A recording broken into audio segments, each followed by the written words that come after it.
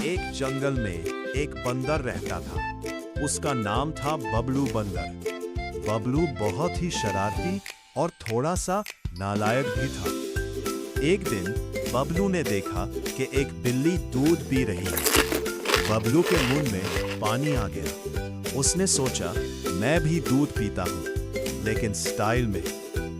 बबलू चुपके से गया और बिल्ली का दूध उठाने लगा, लेकिन जैसे ही उसने बोल उठाया, फिस वो फिसल गया और सारा दूध उसके सर पर गिर गया। बिल्ली जोर जोर से हंसने लगी। अरे बबलू, तुम दूध पीने आए थे या नहाने? बबलू शर्मिंदा हो गया।